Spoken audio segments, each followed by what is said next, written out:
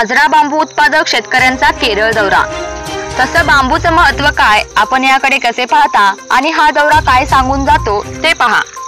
अजरा तालुक्यातील जोडलेल्या तीनही विधानसभा मतदारसंघातील काही गावातील बांबू उत्पादक शेतकरी अजरा बांबू क्लस्टर फाउंडेशन या कंपनीच्या माध्यमातून संघटित झाले आहेत। या शेतकऱ्यांना बांबू उद्योगातील विविध संधींबद्दल माहिती व्हावी आणि बांबू लागवडीसोबतच बांबू आधारित विविध प्रक्रिया तसेच विविध उद्योगांची उभारणी केली जावी या उद्देशाने कोल्हापूर नाबार्डने कृषी विज्ञान केंद्र कनेरी मठ यांच्या सहकार्याने 3 दिवसीय शेतकरी अभ्यास दौऱ्याचे आयोजन केले होते।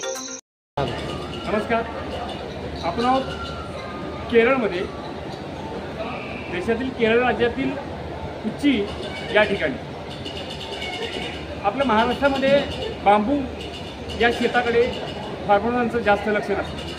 शेतकरी बांबू शेताकडे उत्पादक म्हणून किंवा त्यातून पैसे मिळतात याकडे बघत नाहीत। तर ते फेस्टिवल केरळतील कुच्चीमध्ये आहे।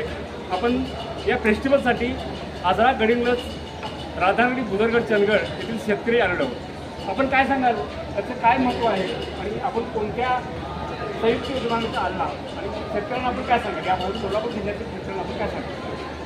कृषी बांबू ग्रामविकास शेतकरी गट पेरडोली तालुका अजरा आणि अजरा बांबू क्लस्टर फाउंडेशन या संस्थांच्या वतीनं आम्ही हा दौरा जो आहे हा दौरा अभ्यास शेतकऱ्यांचा अभ्यास दौरा आयोजित केलेला आहे। या अभ्यास दौऱ्यासाठी नाबार्डनी प्रायोजित केलेला आहे आणि आम्हाला तांत्रिक सहकार्य ते तांत्रिक सहकार्य KVK कनेरी मठ यांचं मिळालेलं आहे। या नाबार्ड आणि KVK यांना मिळून आणि आमच्या शेतकऱ्यांचे जे गट आहेत आणि आम्ही जे काही एकत्रित काम करतो आहोत जे बांबू उत्पादक शेतकरी आहेत, तर या बांबू उत्पादक शेतकऱ्यांना बांबू शेतीचं महत्त्व कळावं म्हणून या ठिकाणी आपण या प्रदर्शनासाठी तिथे या शेतकऱ्यांना घेऊन आलेलो आहोत। या प्रदर्शनाच्या बरोबरच इथे जो काय हा बांबू फेस्टिवल होतो आहे, या बांबू फेस्टिवलमध्ये बांबूपासून वेगवेगळ्या ज्या वस्तू बनवल्या जात आहेत तर त्याचं प्रदर्शन यांना बघायला मिळणार आहे। पण याच्यासोबतच काल आम्ही बेंगलोर येथील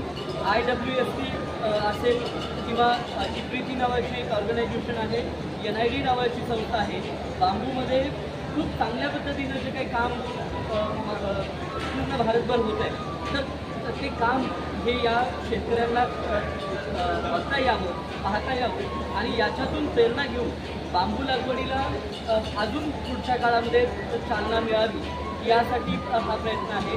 आणि हा जो काही दौरा आहे शेतकऱ्यांचा हा नाबार्डनी याच्यासाठी फंडिंग केलं, त्याबद्दल आम्ही नाबार्डचे सुद्धा आभार मानतोय।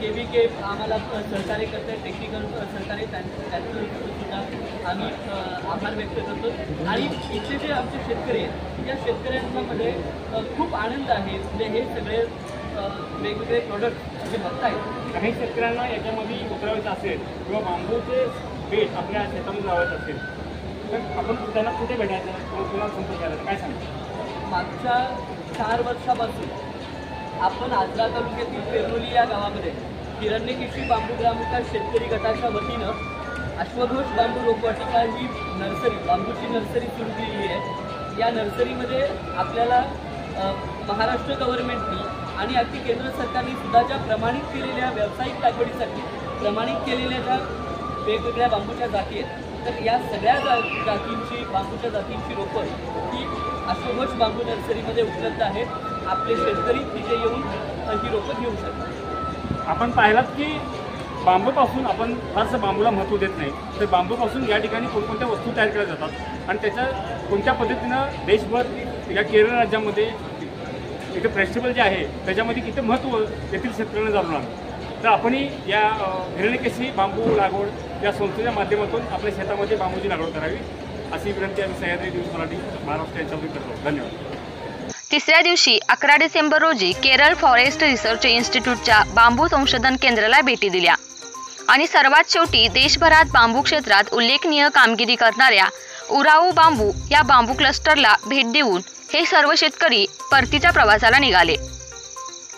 यावेळी सतीश कांबळे, वसंतराव तारळेकर, ॲडव्होकेट विकास पाटील, माजी सभापती निवृत्ती कांबळे, शिवाजी गुरव, कृष्णा वरेकर, तुकाराम गडकरी, रामदास देसाई, अर्जुन कांबळे, अब्दुल वाहिद सोनेखान, दीपक डोंगरे, पी.डी. देसाई, शिवाजी इंगळे, शिवाजी एसने, बाबासाहेब पाटील सर, भाऊ तारळेकर, पत्रकार कृष्णा सावंत, रणजित कालेकर, लोकमत उपसंपादक धनाजी कांबळे, संभाजी जाधव, अरविंद नावलकर, ज्ञानोबा डोकरे सह शेतकरी बांधव मोठ्या संख्येने उपस्थित होते. सर्वांचे स्वागत निवृत्ती कांबळे यांनी केले. ताज्या बातम्या पाहण्यासाठी सह्याद्री लाईव्ह चॅनेलला सबस्क्राईब करा आणि बेल आयकॉन प्रेस करायला विसरू नका. धन्यवाद.